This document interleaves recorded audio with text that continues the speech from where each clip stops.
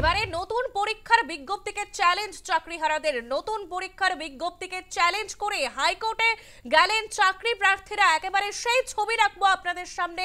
নতুন পরীক্ষার বিজ্ঞপ্তিকে চ্যালেঞ্জ, 2016 সালের নিয়ম অনুযায়ী পরীক্ষার আবেদন জানিয়েছেন তারা। সেই ছবি এবার রাখবো আপনাদের সামনে।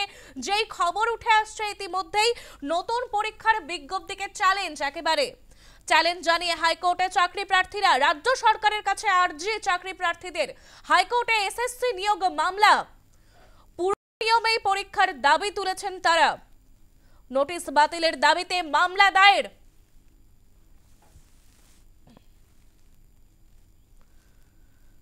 টেলিফোন লাইনে রয়েছে আমাদের প্রতিনিধি মৌমিতা মিত্র। মৌমিতা, এবারে নতুন পরীক্ষার বিজ্ঞপ্তিকে চ্যালেঞ্জ জানিয়ে হাইকোর্টে চাকরি প্রার্থীরা, বিস্তারিত জানবো।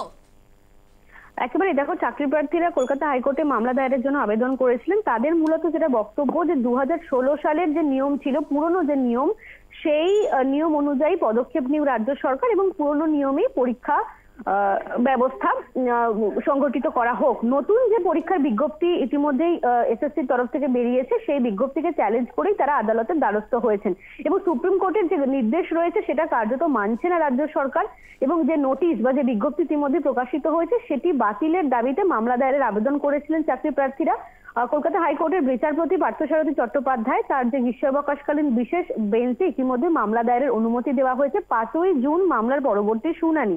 এবার সুপ্রিম কোর্টের যে নির্দেশ ছিল, যে নবম দশমের যারা শিক্ষক পদে যারা ছিলেন 12,905 জন এবং একাদশ দ্বাদশে যারা ছিলেন প্রায় 5,700 জন, যেটা বলা হয়েছিল যে গ্রুপ সি এবং গ্রুপ ডিরা বাকি যারা কর্মরত ছিলেন নতুন নিয়োগ প্রক্রিয়ায় তারা অংশ নেবেন, সেটা স্পষ্ট করে উল্লেখ করা ছিল না। এবং এসএসসি চেয়ারম্যান তিনিও কিন্তু এই বিষয় সম্পর্কে আগেই জানিয়েছিলেন। তো সেক্ষেত্রে দাঁড়িয়ে ইতিমধ্যে এসএসসির তরফ থেকে যে নতুন নিয়োগের বিজ্ঞপ্তি প্রকাশিত হয়েছে নতুন পরীক্ষার, সেই বিজ্ঞপ্তি বাতিল করা হোক, সেই দাবি মূলত চাকরি প্রার্থীরা করছেন এবং সেই কারণেই তারা কলকাতা হাইকোর্টের দ্বারস্থ হয়েছেন। তাদের দাবি যে 2016 সালের পুরনো যে নিয়ম ছিল সেই অনুযায়ী পরীক্ষা ব্যবস্থা সংগঠিত করা হোক, যে কারণে তারা মামলা দায়ের করেছেন এবং ইতিমধ্যে মামলা দায়েরের অনুমতিও মিলেছে।